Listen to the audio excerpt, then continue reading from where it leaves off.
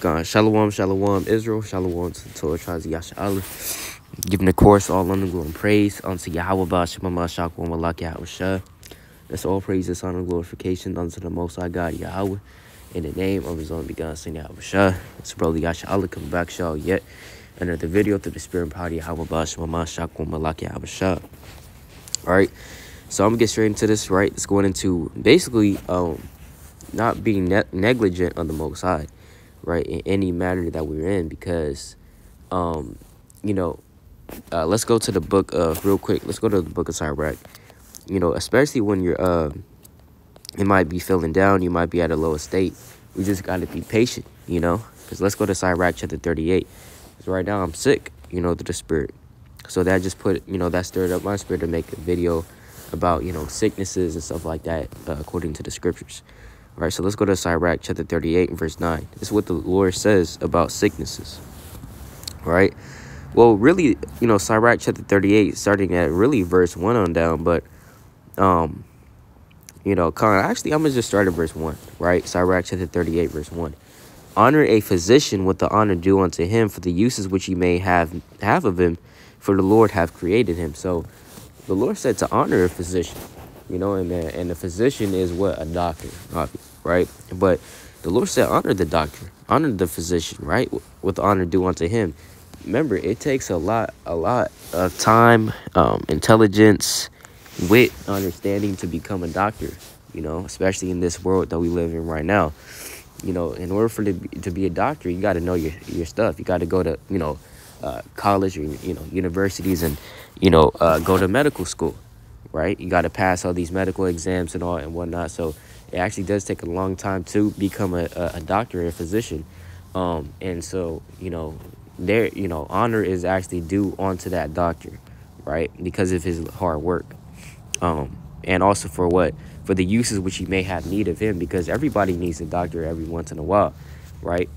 On a physical level and also on a spiritual level as well. Who's the doctors on the spiritual level? Even when you look up the word doctor, the original use of the word doctor in the English language was to denote essentially basically the head of the church, essentially. Someone that is well-versed in the scriptures. Like you read about doctors of the law, right? Doctors in the law, for example. Go to, real quick, right? This is the book of Luke, chapter 5 and verse 17. It says, and it came to pass on a certain day as he was teaching that there were Pharisees and doctors of the law sitting by, which were come out of every town of Galilee and Judea and Jerusalem, and the power of the Lord was present to heal them. So you had doctors of the law. That's essentially what the original word doctor actually means. But yeah, but that's on the spiritual level, right? We really just going to touch on the physical, right? It says, for the Lord hath created him. So the Lord has created the doctor. So remember, when we give our honor to the doctor, we also give honor unto the Most High God as well, right? Verse 2, for of the Most High cometh healing, and he shall receive honor of the king. So from the Most High comes healing.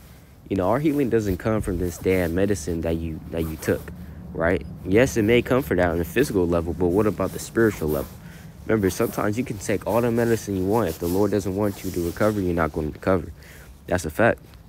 Verse 3, the skill of the physician shall lift up his head, and in the sight of great men he shall be an admiration. So the skill of the physician, is going to really lift up his head. He's going to have some confidence and some pride in himself, because remember, everybody needs a doctor. Everybody needs a doctor. Everybody needs that, because guess what? We all get sick. We all, even if you get your damn leg chopped off, you need a doctor, right? Because that doctor would know what type of ailments or what type of, medicine you might need, right?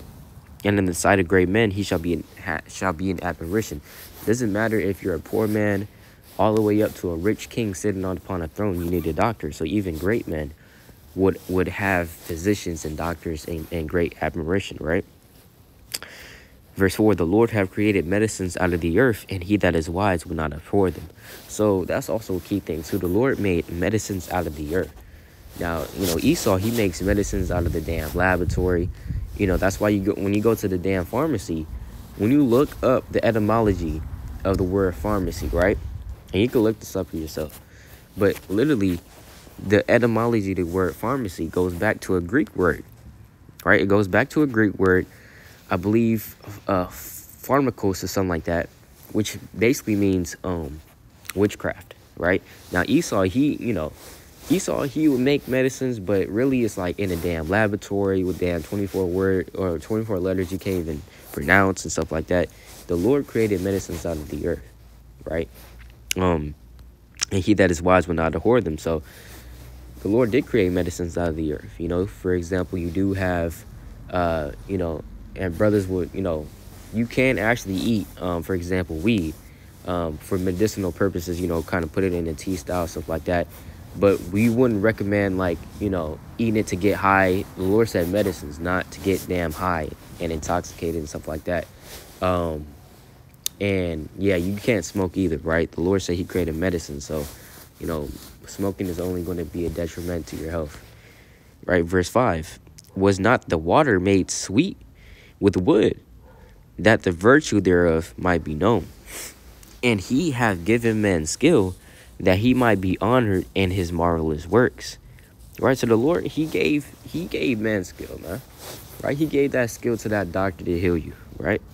Verse 7, with such doth he heal men, and taketh away their pains. Of such doth the apothecary make a confection, and of his works there is no end.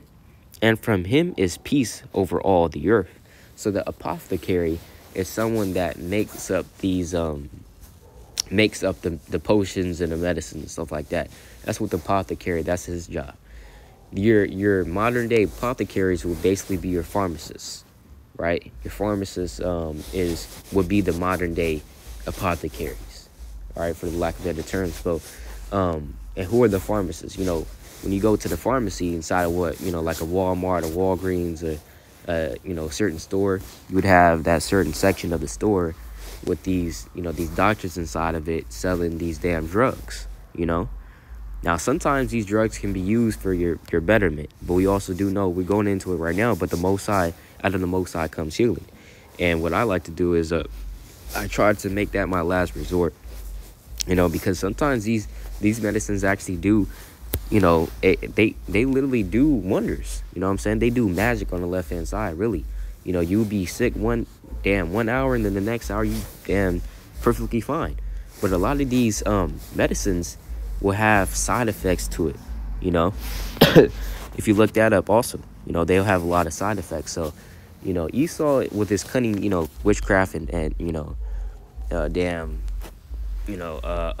magic on the left hand side, right? You have all these damn medicines and stuff, right? But that's what the apothecary is. Your modern day apothecary would be your pharmacist, right? Make a confection, and if his works there is no end, and from him is peace over all the earth. My son, in thy sickness be not negligent, but pray unto the Lord, and he will make thee whole. Right? So the Lord said, pray unto the Lord, pray unto him, and he's going to make us whole. And that's what I have to be doing, right? Remember, when I read this, I also cut myself as well, man. Right? I have to be praying to the Lord. If you're sick, you have to be praying to the Lord, right? In thy sickness, we can't neglect the Most High first and foremost, man. Right? Verse 10, leave off from sin, and order thine hands aright, and cleanse thy heart from all wickedness. Right? Give a sweet savior and a memorial fine flour, and make a fat offering as not being. Right? We have to make sure we bring in those offerings unto the Lord, man. Right? Because the Lord said in Sirach chapter 35, verse 1, he that keepeth the law, bringeth offerings enough. And he that taketh heed to the commandment, offereth a peace offering. Right? He that requiteth a good turn, offereth fine flour. And he that giveth alms, sacrificeth praise. Right? To depart from wickedness, here's the point. To depart from wickedness is a thing pleasing to the Lord. And to forsake unrighteousness is a propitiation. So that's a propitiation right there, right? That's a sacrifice. By you keeping the commandments, presenting your body as a living sacrifice, you are giving sacrifices unto the Lord by default. There's things called, spiritual sacrifices, right? But let me go back to this, right? This is the book of Sirach, chapter 38, And verse 12. Then give place to the physician, for the Lord hath created him. Let him not go from thee, for thou hast need of him. So that's self-explanatory. You need the physician, right? You need the doctor. There is a time when in their hands there is good success. For they shall also pray unto the Lord, that he would prosper that which they give for ease and remedy to prolong life. He that sinneth before his maker, let him fall into the hand of the physician. So sometimes, when we're sick, it may be judgment from the Lord, rather, right? When you get sick, that very well may be judgment from the Lord. Now, on the flip side, remember, a lot of stuff that we might deem as judgment could also be chastisement to raise you up, right? Because the Lord said, whom he loveth, he chastising him. So you being sick, that could also be what? The Lord chastising. It could be either way, right? But, I also think about this precept as well, right? Let's get this precept, right? In the book of Ecclesiastes 7, right? Ecclesiastes chapter 7, verse 14. In the day of prosperity, be joyful, but in the day of adversity, consider. God also hath set the one over against the other, to the end that man should find nothing after him. So the Lord is saying, in the day of prosperity, rejoice. Rejoice, because the Lord, he gave you that prosperity, man. Right? In the day of what, for example, there are certain times when you must be joyful, right? The Lord said that there's a time and a place for everything, right? But in the day of prosperity, the Lord said be joyful, right? But in the day of adversity, consider. So when we get sick, and that's for me as well, when we get sick, we have to consider. All right, so we have to, that's the time for self-examination. Was I going off? Hey, the Lord could be, judging me for this because I know I've been going off. I haven't been on fire, et cetera, et cetera. So the Lord, this could be the Lord, judging me. So that's also the thing too. When we get sick or when we're put down to a low state, let's say, you get fired from your job, et cetera, et cetera. We should also consider, right? We should also consider, and self-examining, right? But this is I want to go back to this real quick though, right? Sirach chapter 38. I brought that out because Sirach 38 verse 15, it says, he that sinneth before his maker, let him fall into the hand of the physician. So men that sin, men that's wicked, a lot of men, even when you read in the scriptures, a lot of men that were hella wicked before the Most High, the Lord smit them and gave them a pestilence, gave them over to a disease, gave them over to a sickness that could not be cured. Like, for example, what's a prime example, right? What's our brother's name? Let's go to let's try to find it real quick, right? Right, first Maccabees, right? Okay, his name kind of escapes me right now. His name kind of escaped me right now, but basically you had one coon, a very, very coonish brother, right, in first Maccabees that you can read about, whom the Lord, right? Let's look this up real quick. It's the book of First Maccabees 9:54, right? It says, moreover, in the 150th and third year, in the second month, alchemists commanded that the wall of the inner court of the sanctuary should be pulled down. He pulled down also the works of the prophets. So you read in the book of First Maccabees, alchemist was a very evil man, a very, one of the top coons in Israel, because he was basically siding with the heathen to bring Israel down, right? Verse 54, moreover, in the 153rd year, Salakia, in the second month, alchemists commanded that the wall of the inner court of the sanctuary should be pulled down. He pulled down also the works of the prophets. Verse 55, and as he began to pull down, even at that time was alchemist plagued, and his enterprises hindered, and his mouth was stopped, and he was taken with a palsy. so that he could no more speak anything, nor give order concerning his house. So Alchemist died at that time with great torment. You see that? So Alchemist, he died with great torment. You see that? Because the Lord, the Lord, he gave him a plague. He sent him a plague, man. A pestilence. So that's how we know that if you get sick, that could be a judgment from the Most High.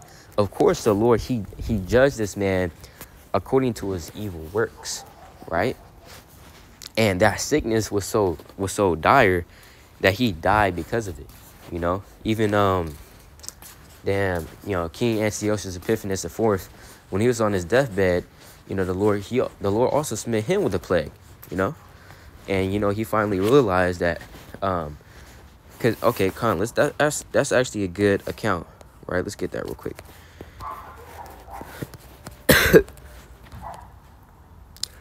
That's actually a good account. I'm trying to find this real quick. Right? What happened when he was... Okay, this might be 1 Maccabees 3, honestly. All right. It says...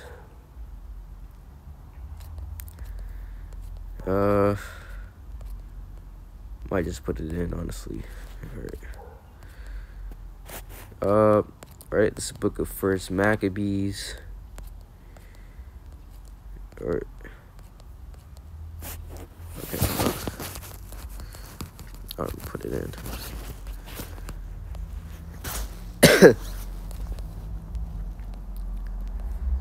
All right, this is where's this account at? All right, Slocky, bear with me. I really want to find this account real quick. Well,